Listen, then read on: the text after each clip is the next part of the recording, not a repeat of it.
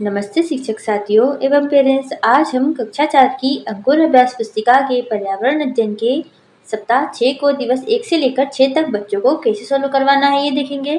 तो देखते हैं दिवस 1 में क्या दिया है। इकाई 1 हमारा समुदाय, अध्याय 1 मिलकर साथ रहना। लिखो। अभ्यास क्रमांक 1 में पाठ्य पुस्तक के पृष्ठ क्रमांक 3 पर दिए गए चित्र को देखकर लिखिए। तो यहाँ पर दिए गए चित्र में परिवहन के कौन कौन से साधन दिखाई दे रहे हैं। तो कार और साइकिल दिख रही है उस चित्र में। दिए गए चित्र में बच्चे कौन सा खेल खेल रहे हैं। क्या इस खेल को अकेले खेला जा सकता है। तो दिए गए चित्र में बच्चे फुटबॉल खेल रहे हैं। इसे सबके साथ खेलने में मजा आता है। चित्र में दिखाई दे रहे जीव जंतुओं में से कौन से हमारे लिए उपयोगी है। तो गाय हमारे लिए उपयोगी है। चित्र में गाय भी दिख रही है। लिखो। अभ्यास क्रमांक 2। अभ्यास क्रमांक 2 में हम बच्चों से पूछेंगे, बच्चों बताइए विद्यालय के बाद चंदन अपने मित्रों के साथ क्या करता है। तो जो कहानी में दिया गया है, मिलकर साथ रहने वाली कहानी में, कि विद्यालय के बाद चंदन अपने मित्रों के साथ मैदान में कबड्डी और अन्य खेल खेलता है। पूछेंगे, बच्चों बताइए आप विद्यालय में आने के पश्चात अपने मित्रों के साथ क्या क्या करते हैं। तो बच्चे बताए वो लिखवाना है। जैसे हम विद्यालय से आने के पश्चात हम अपने मित्रों के साथ क्रिकेट कबड्डी खेलते हैं, फिर गृह कार्य करते हैं। आगे बनाओ। अभ्यास क्रमांक 3 में दिए गए स्थान पर अपने विद्यालय का चित्र बनवाकर उसमें रंग भरना है। तो यहाँ पर बच्चों को विद्यालय का चित्र बनवाना है, फिर उसमें रंग भी भरवाना है उनकी मन पसंदीदा। तो ऐसा चित्र हम बनवा सकते हैं। आगे बताओ। अभ्यास क्रमांक 4 पर आ जाते हैं। आप अपने दूर के रिश्तेदारों तक अपना संदेश कैसे पहुंचा सकते हैं। तो यहाँ पर बच्चे बताए वो लिखवाना है। जैसे हम डाक द्वारा पत्र लिखकर अपने दूर के रिश्तेदारों तक अपना संदेश पहुंचा सकते हैं। आगे ऐसे खेलों के नाम बताइए जिन्हें आप साथ मिलकर खेलते हैं। तो यहाँ पर लिखवाएंगे जैसे क्रिकेट, कबड्डी, पकड़म पकड़ाई, सांप सीढ़ी, लूडो। आगे बच्चों से पूछेंगे, बच्चों बताइए आप अपने सहपाठियों के साथ मिलकर विद्यालय को साफ और स्वच्छ रखने के लिए क्या क्या कार्य करते हैं। तो बच्चे जो बताए वो लिखवाना है। जैसे हम अपने सहपाठियों के साथ मिलकर विद्यालय को स्वच्छ रखने के लिए विभिन्न कार्य, जैसे कचरा हमेशा कूड़ेदान में डालेंगे, दीवारों पर लिखेंगे नहीं और कागज के टुकड़े कूड़ेदान में ही डालेंगे। आगे दिवस 2 पर आ जाते हैं।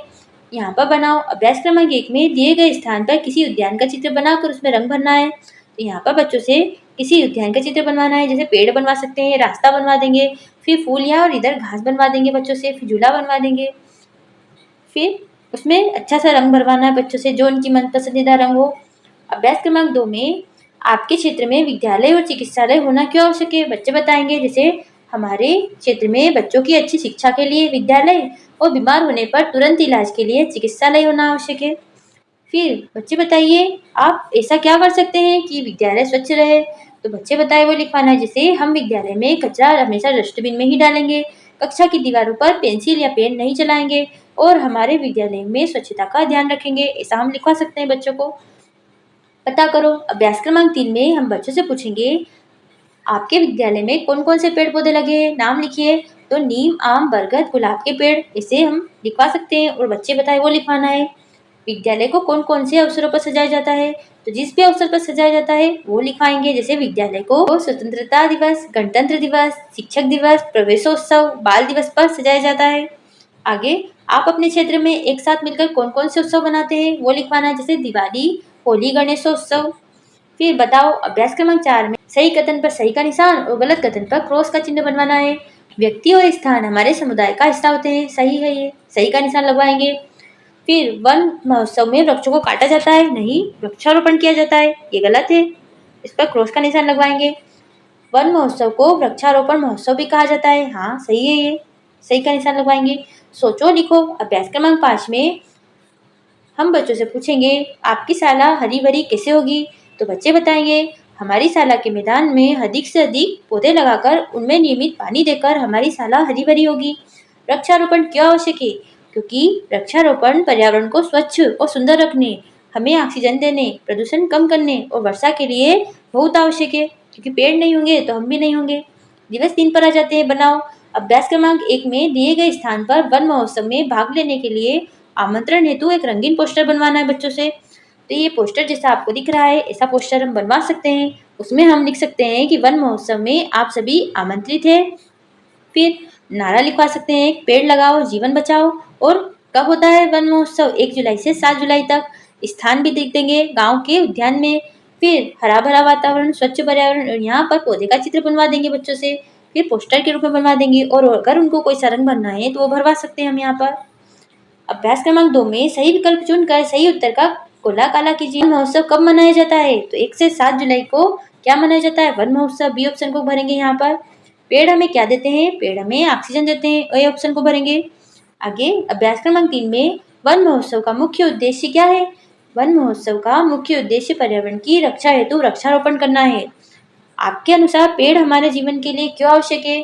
बच्चे बताएंगे, वो लिखवाना है जैसे कि पेड़ हमें जीवित रहने के लिए ऑक्सीजन देते हैं, ये फल फूल लकड़ियाँ और औषधियाँ देते हैं, ये बहुत ही आवश्यक है। बताओ अभ्यास क्रमांक 4 में बच्चों से पूछेंगे, बच्चों बताइए यदि आपके आसपास वृक्ष काटे जा रहे हैं तो आप क्या करेंगे? बच्चे बताए, वो लिखवाना है जैसे हम पेड़ काटने वाले लोगों को रोकेंगे, उन्हें पेड़ हमारे लिए क्यों आवश्यक है ऐसा समझाएंगे। फिर विद्यालय या आसपास के क्षेत्र में वृक्षारोपण कैसे बढ़ाया जा सकता है? तो विद्यालय या आसपास के क्षेत्र में पौधारोपण का अभियान चलाकर वन महोत्सव का आयोजन करके वृक्षारोपण बढ़ाया जा सकता है। सोचो अभ्यास क्रमांक 5 में पर्यावरण संरक्षण के लिए आप क्या क्या प्रयास करेंगे?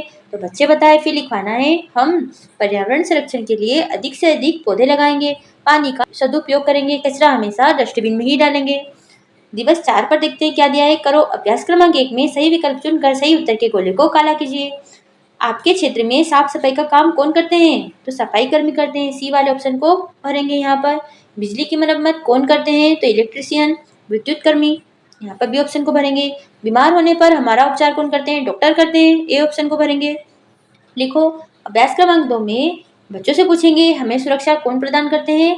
तो हमें सुरक्षा पुलिस प्रदान करती है। माली क्या काम करते हैं? माली पौधे और बगीचे की देखभाल करते हैं। डॉक्टर हमारी किस प्रकार सहायता करते हैं? तो डॉक्टर हमारी बीमार होने पर हमारा उपचार करके सहायता करते हैं। हमें विद्यालय में कौन पढ़ाते हैं? तो बच्चे बताएंगे हमें विद्यालय में शिक्षक या टीचर पढ़ाते हैं। सोचो अभ्यास क्रमांक 3 में हम बच्चों से कहेंगे, बच्चों बताइए अगर माली पेड़ पौधों की देखभाल न करे तो पर्यावरण पर क्या प्रभाव पड़ेगा? तो बच्चे बताए, वो लिखवाना है जैसे अगर माली पेड़ पौधों की देखभाल नहीं करेंगे तो पेड़ पौधे सूख जाएंगे, इससे हरियाली कम हो जाएगी और प्रदूषण बढ़ जाएगा। आगे अगर आपके क्षेत्र में सफाई कर्मी काम पर न आए तो क्या क्या समस्या होगी? तो यदि हमारे क्षेत्र में सफाई कर्मी काम पर न आए तो इससे चारों तरफ गंदगी और कचरे का ढेर लग जाएगा, इससे बदबू फैलेगी और कई तरह की बीमारियां होने का खतरा भी बढ़ जाएगा। आगे अभ्यास क्रमांक 4 में अगर आप अपने क्षेत्र में छोटे माली होते तो आप क्या क्या करते? तो बच्चे बताए, वो लिखवाएंगे जैसे अगर हम अपने क्षेत्र में छोटे माली होते तो पौधों को रोज पानी देते, उनकी देखभाल करते, सूखी पत्तियों को साफ करते और नए पौधे लगाते। आगे अभ्यास क्रमांक 5 में बनाओ वृक्षों के संरक्षण के लिए एक नारा और स्लोगन लिखिए। तो यहाँ पर एक नारा लिखवाना है बच्चों से जैसे वृक्ष लगाओ जीवन बचाओ, वृक्ष लगाओ इस धरती को स्वर्ग बनाओ, ऐसे नारा लिखवा सकते हैं। दिवस 5 पर आ जाते हैं। सोचो अभ्यास क्रमांक 1 में हम बच्चों से कहेंगे सोचने के लिए कि बच्चों बताइए आपको कौन सा काम सबसे अच्छा लगता है और क्यों? तो बच्चे बताए, वो लिखवाएंगे जैसे हमें पौधों को पानी देना, उनकी देखभाल करना सबसे अच्छा लगता है क्योंकि इससे चारों तरफ हरियाली रहती है और मन खुश होता है।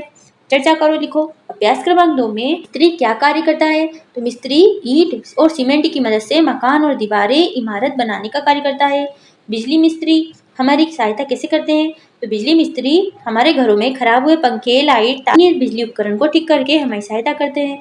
करो अभ्यास क्रमांक 3 में हम रिक्त स्थानों की पूर्ति करवाएंगे। ईंट और सीमेंट से क्या बनता है? घर बनता है। झाड़ू का उपयोग सफाई के लिए किया जाता है। दीवार की मरम्मत करने वाले को मिस्त्री कहते हैं। सही वाक्य पर सही का निशान और गलत वाक्य पर क्रॉस लगवाना है। तो मिस्त्री खेतों में काम करता है? नहीं, वो तो मकान बनाता है, इमारत बनाता है, मरम्मत करता है दीवार की। दर्जी कपड़ों की सिलाई करता है? हाँ। बिजली मिस्त्री तार और औजारों का उपयोग करता है? हाँ, तार और औजार का उपयोग करके सही करता है लाइट। अभ्यास क्रमांक 4 पर आ जाते हैं। व्यक्तियों का उनकी वस्तु या उपकरणों से मिलान कीजिए। तो यहाँ पर कार्य करने वाले व्यक्ति दे रखे हैं और यहाँ पर वस्तु उपकरण दे रखे हैं। जैसे मिस्त्री क्या करते हैं? कन्नी और रेंदा का उपयोग करते हैं। फूल बेचने वाला फूल सुई धागा का करते हैं। सफाई कर्मी झाड़ू टोकरी और बिजली मिस्त्री प्लास पेचकस और पाना का उपयोग करते हैं।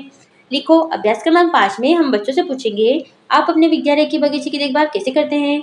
तो हम पौधों में रोज समय पर पानी डालते हैं, उनके आसपास जमी सूखी पत्तियां और कचरा साफ करते हैं। कोई भी 2 व्यवसायों के नाम लिखिए, उनमें प्रयोग होने वाले उपकरणों के नाम लिखवाना है। तो फूल की दुकान में फूल सुई धागा और दर्जी की दुकान में सिलाई मशीन और कैंची का उपयोग होता है। पता करो अभ्यास क्रमांक 6 में हम पूछेंगे बच्चों से कि अपने परिवार के सदस्यों और पड़ोसियों से उनके व्यवसायों के बारे में पता कीजिए और वे कौन सा काम करते हैं वो लिखवाना है। जैसे तो वे कौन सा काम करते हैं? तो यहाँ पर वो लिख सकते हैं बच्चे कि मेरे यहाँ खेती का काम किया जाता है। वे कौन से औजार या उपकरण का उपयोग करते हैं? तो कुदाली, ट्रैक्टर और हल का उपयोग करते हैं। उनको अपने कार्य या व्यवसाय में कौन-कौन सी चुनौतियों का सामना करना पड़ता है? तो खेती के लिए समय पर बारिश न होने की चिंता बहुत रहती है। फिर दिवस 6 पर आ जाते हैं, पुनर्वलन करो। अभ्यास क्रमांक 1 में सही विकल्प चुनकर सही उत्तर के गोले को काला कीजिए। वन महोत्सव कब मनाया जाता है? 1 से 7 जुलाई, डी ऑप्शन को भरेंगे। बीमार होने पर हमारा उपचार कौन करता है? डॉक्टर करता है, सी ऑप्शन को भरेंगे। फिर करो अभ्यास क्रमांक 2 पर रिक्त स्थानों की पूर्ति करनी है। पेड़ हमें फल देते हैं, दीवार की मरम्मत करने वाले को मिस्त्री कहते हैं। बताओ अभ्यास क्रमांक 3 में सही वाक्य पर सही और गलत वाक्य पर गलत का निशान लगवाना है। वन महोत्सव में वृक्षों को काटा जाता है नहीं, क्रॉस निशान लगवाएंगे। बिजली मिस्त्री तार और औजारों का उपयोग करता है, सही का निशान लगवाएंगे। अभ्यास क्रमांक 4 में ऐसे 2 खेलों के नाम बताइए जिन्हें आप साथ मिलकर खेलते हैं। तो लूडो, कैरम बोर्ड और सांप सीढ़ी साथ मिलकर खेल सकते हैं। अगर आपके क्षेत्र में सफाई कर्मी काम पर न आए तो क्या समस्या होगी? यदि हमारे यहाँ सफाई कर्मी इस काम पर न आए तो इससे चारों तरफ गंदगी और कचरे का ढेर लग जाएगा। सोचो अभ्यास क्रमांक 5 में वन महोत्सव का मुख्य उद्देश्य क्या है? तो इसका मुख्य उद्देश्य पर्यावरण की रक्षा करना और वृक्षारोपण करना है। आपके क्षेत्र में विद्यालय एवं चिकित्सालय होना क्यों आवश्यक है? यहाँ पर बच्चों को जरूर बताएं।